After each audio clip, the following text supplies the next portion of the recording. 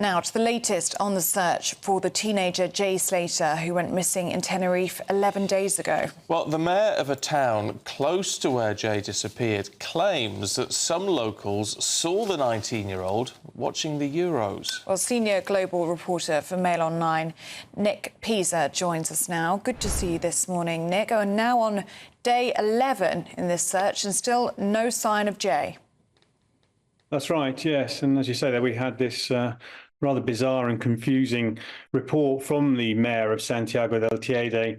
It emerged actually late on Tuesday afternoon. I managed to speak with him yesterday morning, and he was keen to sort of clarify and clear up the situation. He said, as you said, that he'd spoken to some locals who had told him that they had heard that they had seen Jay drinking in bars in a resort called Los Giantos, which is just about 10, 15 miles further up the coast from Santiago del Teide.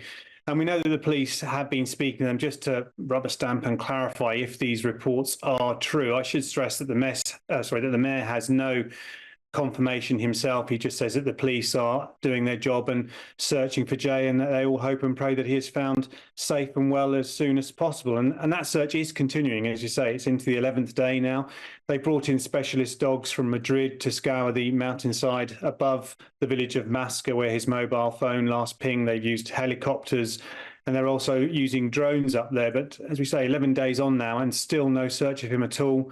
I should say that people keep saying about the weather, but Masca village is about 3,000 feet, 1,000 odd meters up. So the weather there is actually quite cool, certainly down here at sea level in Playa das Americas, where he was last seen at the nightclub as well. On that Monday morning, it is hot. It is about 30 degrees, but certainly up in the mountains, it is a lot cooler. So I don't think weather is that much of an issue during the day, but obviously during the night, it does get cold up there.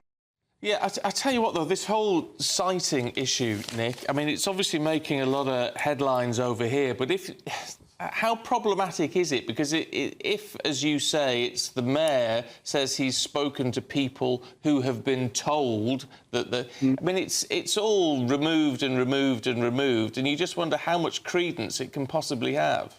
Yeah, it is. You do have to wonder if it's all Chinese whispers, but I suppose at the end of the day, they just have to rubber stamp and double check everything, because if by a certain fluke that it is true and they then miss it and they've lost that clue, then obviously there would be all hell to pay for from the Spanish police. So they have to go through all that. They are searching the video cameras and the webcams that are in Santiago del Teide, and they've asked for the firms that operate and maintain those security cameras to hand over their video. But obviously this is going to be a very laborious and time-consuming operation for them.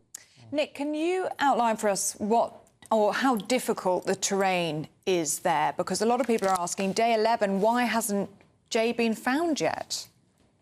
It is very rugged up there, and the terrain is quite tough. It's covered with cacti, and there's paths that lead off down to the sea. I mean, it's a good hour-and-a-half trek from Masca down to the beach. I should say that the path actually peters out. It was washed away a bit, apparently, in a heavy storm a few years ago. So the path that he could possibly have been on doesn't actually reach the sea. But it's very dramatic landscape. As I say, there's mountains, and the drops are about well, they're very the hairs on the back of your necks certainly stand up when you get to the edge of those paths. But they've been there using dogs, as I say, and drones, and scouring that mountainside with helicopters, and had no luck at all.